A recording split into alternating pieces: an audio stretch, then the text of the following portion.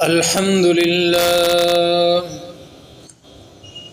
لله نحمده ونستعينه ونستغفره ونؤمن به ونتوكل عليه ونعوذ بالله من شرور أنفسنا ومن سيئات أعمالنا من يهده الله فلا مضل له ومن يضلله فلا هادي له وأشهد أن لا إله إلا الله وحده لا شريك له وأشهد أن سيدنا وسندنا وشفيعنا ومولانا محمدا عبده ورسوله أما بعد فأعوذ بالله من الشيطان الرجيم بسم الله الرحمن الرحيم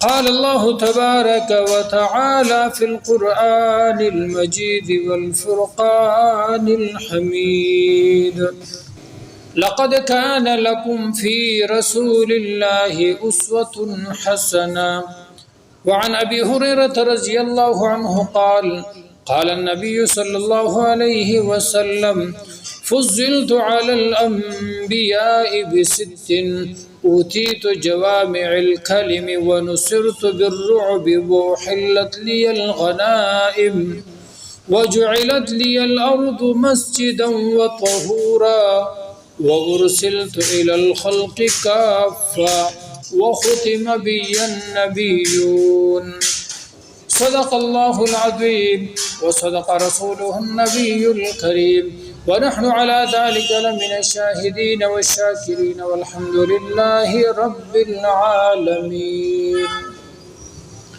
میرے معزز سامعین، واجب الاحترام دوستوں بزرگوں، میں نے آپ حضرات کے سامنے قرآن مجید کی ایک آیت اور حضور صلی اللہ علیہ وسلم ایک حدیث مبارکہ بیان فرمائی. اللہ تعالیٰ کی شان دیکھیے کہ جب آپ صلی اللہ علیہ وسلم پیدا ہوئے تو آپ صلی اللہ علیہ وسلم کی پیدائش سے 3 ماہ پہلے آپ صلی اللہ علیہ وسلم کے والد وفات ہو گئے تھے، یعنی آپ صلی اللہ علیہ وسلم یتیم پیدا ہوئے. یتیم اس کو کہتے ہیں کہ جس کے والد کی وفات اس کے بالغ ہونے سے پہلے ہو جائے. حضور صلی اللہ علیہ وسلم جب دنیا میں تشریف لائے تو اس وقت والد کا سایہ سر سے اٹھ چکا تھا. حضور صلی اللہ علیہ وسلم کے لیے نام کا انتخاب کیا جاتا ہے. حضور صلی اللہ علیہ وسلم فرماتے ہیں کہ میرے 2 نام ہیں، عرش پہ میرا نام احمد ہے اور فرش پہ میرا نام محمد ہے صلی اللہ علیہ وسلم. حضور صلی اللہ علیہ وسلم کو جس نے بھی دیکھا پیار محبت کی اور تعریف کی. 7ویں دن عبد المطلب حضور صلی اللہ علیہ وسلم کے دادا مبارک نے کہا کہ میرے اس بیٹے کی ہر بندے نے تعریف کی ہے، اس لیے میں اس کا نام محمد رکھتا ہوں صلی اللہ علیہ وسلم. اور محمد کا معنی وہ ذات اور وہ ہستی جس کی کائنات میں سب سے زیادہ تعریف کی گئی ہو. اور عرش پہ میرا نام احمد ہے، اور احمد کا مطلب یہ ہے، احمد کا معنی یہ ہے کہ وہ ذات اور وہ ہستی جو اللہ کی اتنی تعریف کر لے کہ اتنی تعریف اللہ کی کسی نے بھی نہ کی ہو. اور یہ دونوں نام اس سے پہلے کبھی کسی نے نہیں رکھے تھے. یہ میرے نبی کی شان ہے. اس کے مقابلے میں اور انبیاء علیہ السلام کے ناموں کو دیکھو. حضرت آدم علیہ السلام، آدم کا معنی ہے گندم گو، نوح کا معنی ہے نوحہ کرنے والا، اور اسی طرح ادریس کا معنی ہے درس والا، زکریا کا معنی ہے سبق والا، یعقوب کا معنی ہے بعد میں آنے والا، یوسف کا معنی ہے افسوس کرنے والا، موسیٰ کا معنی ہے پانی سے نکالا ہوا، عیسیٰ کا معنی ہے سیاحت کرنے والا علیہم السلام. اس کے مقابلے میں میرے نبی کے ناموں کو دیکھو کہ ایک احمد ہے اور دوسرا محمد ہے. احمد کا معنی ہے وہ ذات اور وہ ہستی کہ اللہ کی اتنی تعریف کر لے کہ اتنی تعریف کسی نے اور نے نہ کی ہو. اور اسی طرح محمد کا معنی ہے وہ ذات اور وہ ہستی جس کی کائنات میں سب سے زیادہ تعریف کی گئی ہو۔ اسی طرح غور کیجئے کہ نہ محمد کے لفظ پر نقطہ ہے اور نہ احمد کے لفظ پر نقطہ ہے اور نہ اسی طرح اللہ کے نام پر نقطہ ہے، یعنی یہ تینوں نام یہ بغیر نقطے کے ہیں، اس لیے کہ کئی نقطے کی وجہ سے لوگ اللہ کے ساتھ شرک نہ کر بیٹھے۔ اللہ تعالیٰ نے فرمایا نہ میرا کوئی شریک ہے اور نہ میرے محبوب کی رحمت للعالمین میں کوئی شریک بن سکتا ہے۔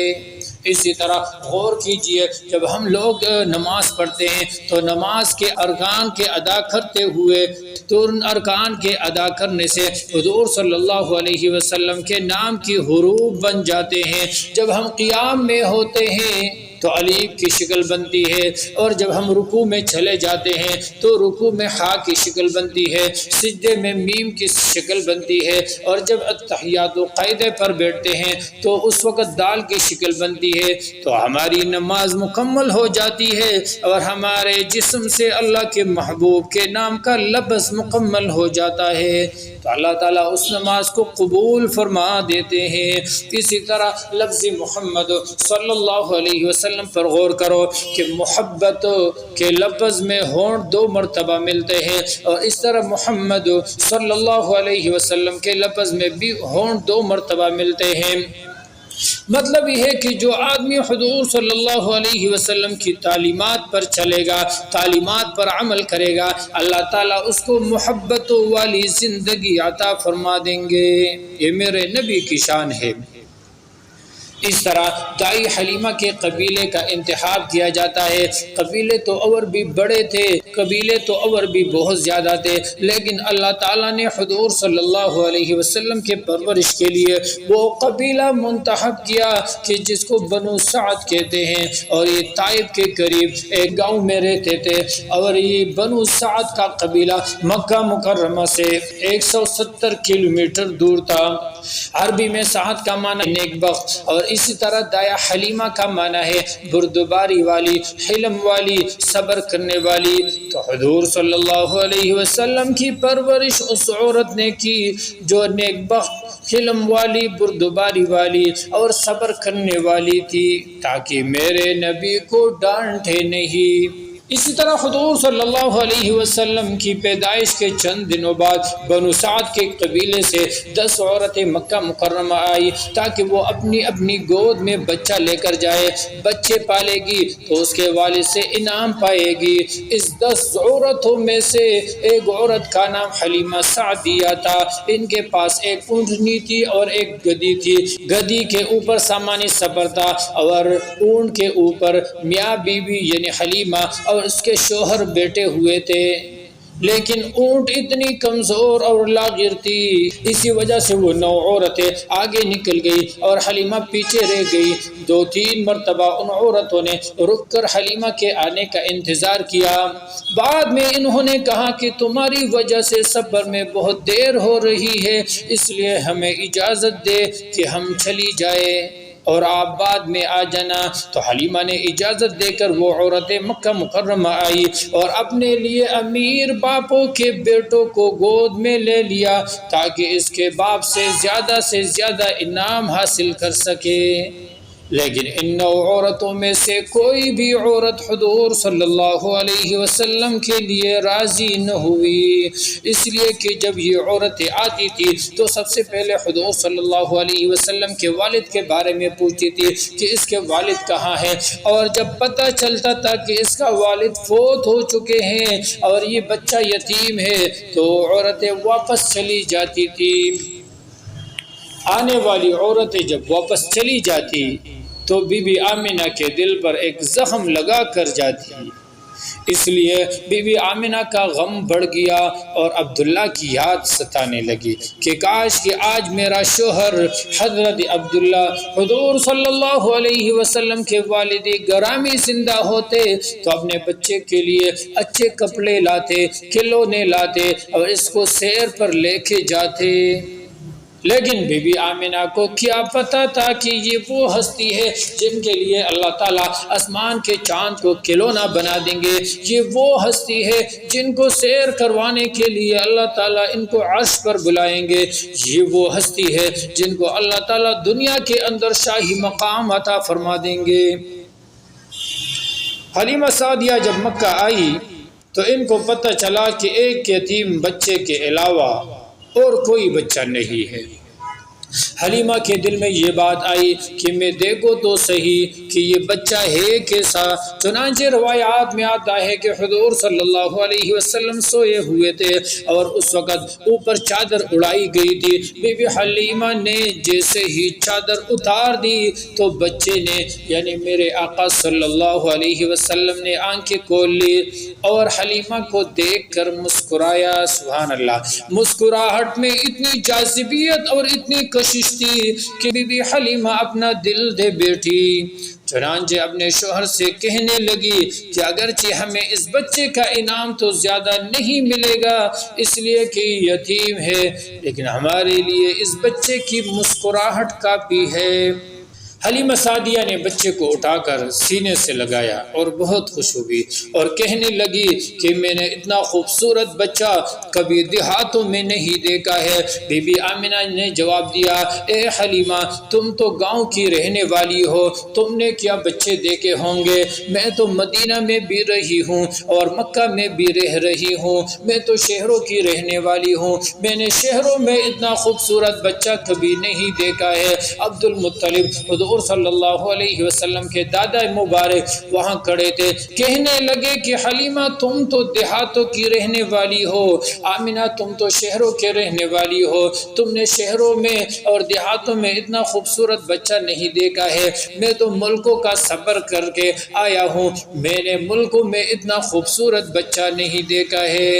تو اگر حضرت جبریل علیہ السلام پاس ہوتے تو جواب میں کہتے کہ حلیمہ تم نے دیہاتوں میں اتنا خوبصورت بچہ نہیں دیکھا ہے، آمنہ تم نے شہروں میں اتنا خوبصورت بچہ نہیں دیکھا ہے، عبد المطلب تو نے ملکوں میں اتنا خوبصورت بچہ نہیں دیکھا ہے، میں تو فرشتہ ہوں، میں نے تو پوری دنیا کو دیکھا ہے، میں نے پوری دنیا میں اتنا خوبصورت بچہ کبھی نہیں دیکھا ہے۔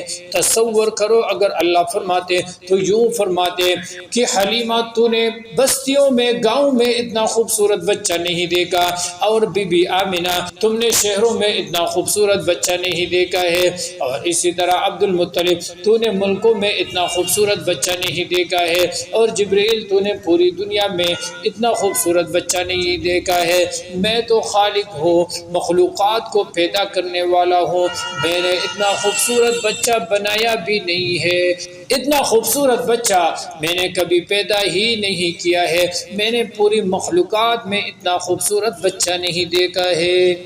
اس لیے تو حضرت حسان بن ثابت رضی اللہ عنہ فرماتے ہیں وَأَحْسَنَ مِنْكَ لَمْ تَرَ قَطُّ عَيْنِي وَأَجْمَلَ مِنْكَ لَمْ تَلِدِ النِّسَاءُ خُلِقْتَ مُبَرَّأً مِنْ كُلِّ غَيْبٍ كَأَنَّكَ قَدْ خُلِقْتَ كَمَا تَشَاءُ وَأَحْسَنَ مِنْكَ لَمْ تَرَ قَطُّ عَيْنِي کہ میری آنکھوں نے اتنا خوبصورت آپ سے جو ہے خوبصورت کبھی دیکھا نہیں ہے، وَأَجْمَلَ مِنْكَ لَمْ تَلِدِ النِّسَاءُ اور آپ سے خوبصورت کسی عورت نے جنا ہی نہیں ہے، خُلِقْتَ مُبَرَّأً مِنْ كُلِّ غَيْبٍ اور آپ کو ہر غیب سے مبرہ پیدا کیا ہے، ہر غیب سے دور کر دیا گیا ہے، كَأَنَّكَ قَدْ خُلِقْتَ كَمَا تَشَاءُ جیسا آپ چاہتے تھے گویا کہ اسی طرح اللہ تعالیٰ نے پیدا فرمایا ہے آپ کو۔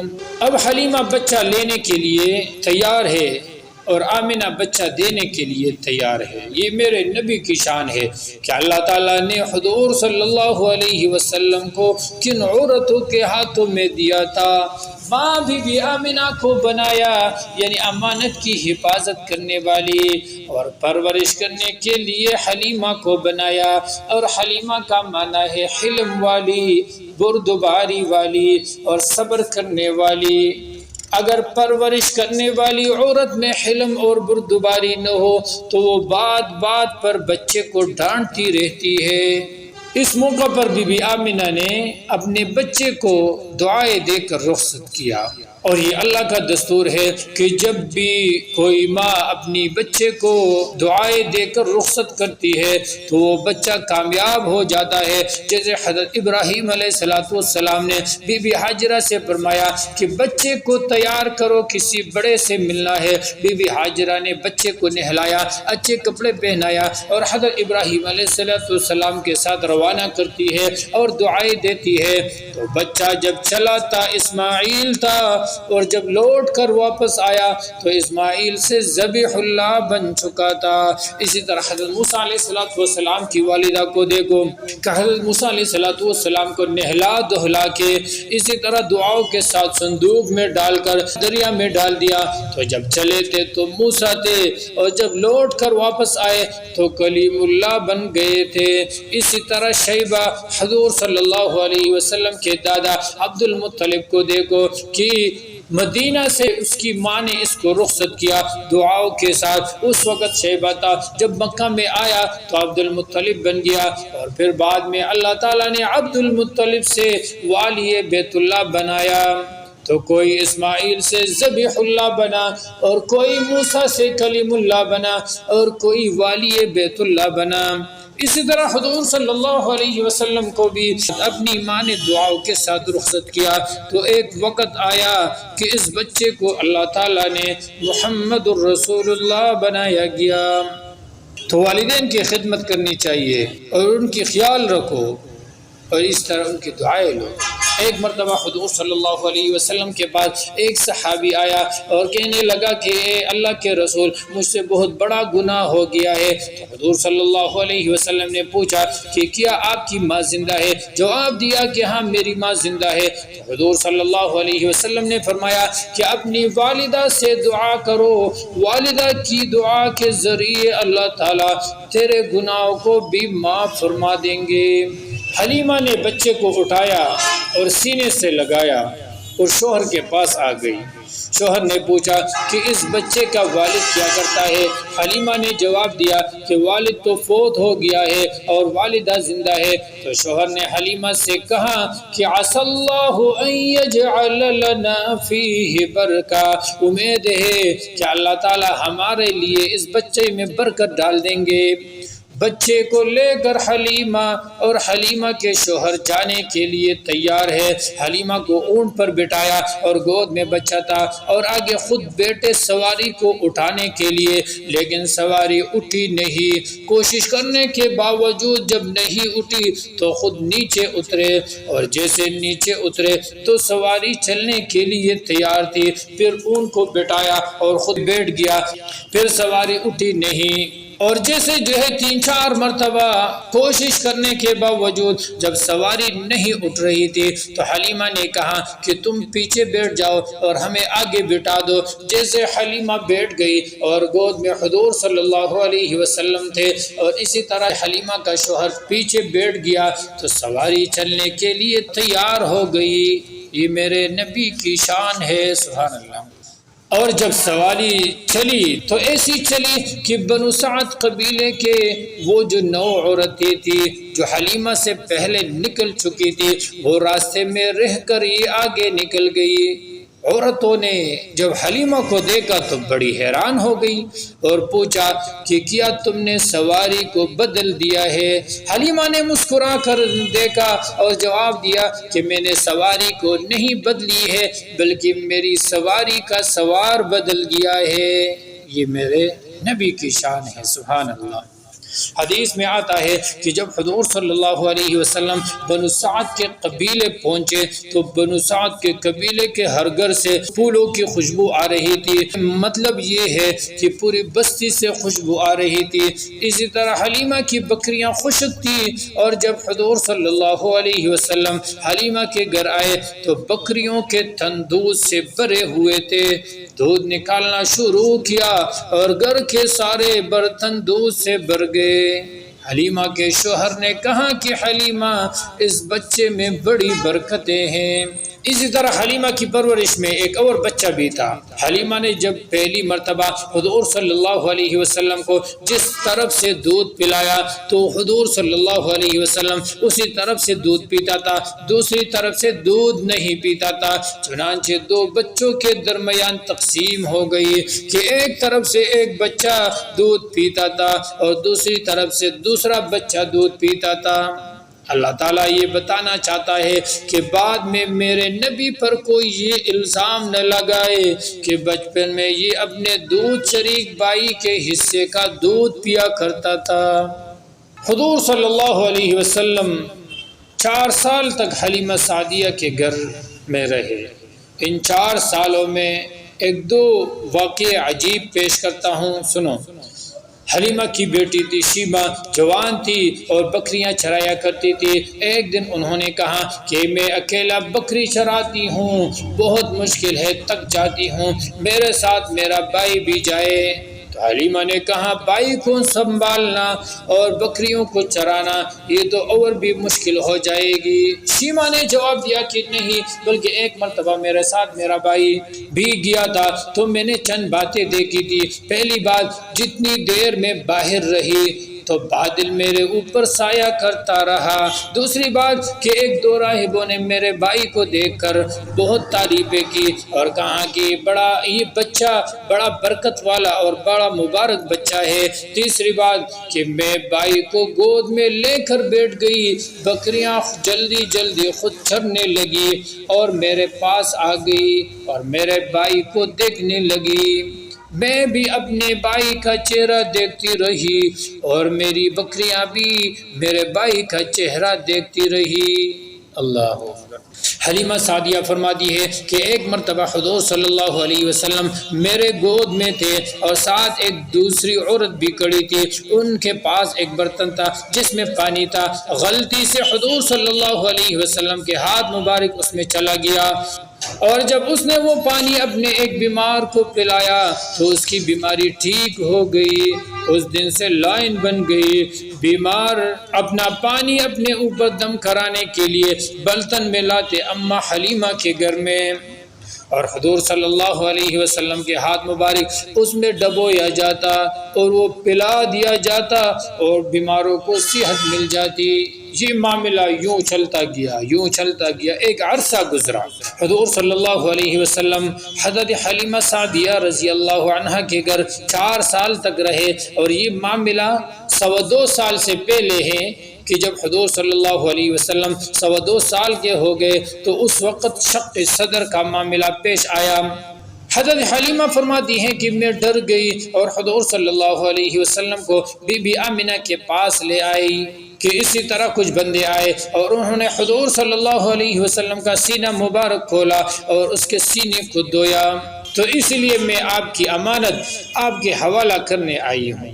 اما آمنہ فرمانے لگی کہ مکہ میں وبا پھیلی ہوئی ہے، بیماری پھیلی ہوئی ہے، آپ نے اتنا عرصہ میرے بچے کی پرورش کی ہے تو آپ پر میرا اعتماد ہے، آپ پر میرا اعتبار اور بھروسہ ہے، آپ اس کو لے جائے۔ تو حضرت حلیمہ نے حضور صلی اللہ علیہ وسلم کو لے کر گئی اور 4-4.5 سال تک حضرت حلیمہ نے حضور صلی اللہ علیہ وسلم کی پرورش کی۔ 4-4.5 سال کے بعد بی بی حلیمہ نے حضور صلی اللہ علیہ وسلم کو بی بی آمنہ کے حوالہ کیا۔ پھر 6 سال کی عمر میں بی بی آمنہ اپنے شوہر اور حضور صلی اللہ علیہ وسلم کے والد گرامی کے قبر پر گئی۔ اس وقت حضرت عبداللہ کا قبر بنو نجار میں تھی اور یہ آج مسجد نبوی کا حصہ ہے۔ باب سلام سے پہلے گیٹ نمبر 7 کی چوتھی چھتری یہاں پر بنو نجار ہوا کرتا تھا اور ادھر حضرت عبداللہ کی قبر بھی تھی، اور پھر مسجد نبوی کی توسیع کے وقت ان کو نکال کر جنت البقیع میں دفن کر دیا گیا۔ حضور صلی اللہ علیہ وسلم اپنے ماموں کے گھر 1 مہینے تک رہے۔ حدیث میں آتا ہے حضرت عبداللہ ابن عباس رضی اللہ عنہما فرماتے ہیں کہ حضور صلی اللہ علیہ وسلم نے فرمایا اسی جگہ میں نے اپنی امی کے ساتھ راتیں گزاری ہے اور اسی طرح ایک کمرہ بھی دکھایا کہ ہم بچے اور اس طرح محلے کے بچے یہاں کھیلتے تھے اور یہاں ایک پرندہ تھا کہ ہم اس کو اٹھایا کرتے تھے اور بٹھایا کرتے تھے اور یہ میرے والد کی قبر ہے۔ اور اسی طرح حضور صلی اللہ علیہ وسلم نے مدینہ میں تیراکی بھی سیکھی تھی، 1 مہینہ وہاں گزار کر وہاں سے واپسی ہوتی ہے، اور یہ 3 بندے تھے، حضور صلی اللہ علیہ وسلم اور بی بی آمنہ، اور اس طرح ام ایمن جو بی بی آمنہ کی باندی تھی، اس کا نام حضرت برکہ تھی۔ حضور صلی اللہ علیہ وسلم فرماتے ہیں ہم 2 اونٹوں پر سوار تھے، ایک پر میں اور میری ماں اور دوسری اونٹ پر ام ایمن تھی، اور جب وہ ابوا کے مقام پر پہنچے تو وہاں پر میری اماں جان کی وفات ہو گئی۔ یاد رکھنا ہمارا عقیدہ اور نظریہ یہ ہے کہ حضور صلی اللہ علیہ وسلم کے والد اور والدہ مسلمان تھے اور یہ اہل جنت میں سے ہیں۔ اس وقت حضور صلی اللہ علیہ وسلم کی عمر 6 سال اور بی بی آمنہ کی عمر نکاح کے وقت 16 سال اور اسی طرح وفات کے وقت 24 سال تھی، اور حضرت عبداللہ کی عمر شادی کے وقت 17 سال اور وفات کے وقت 18 سال عمر تھی۔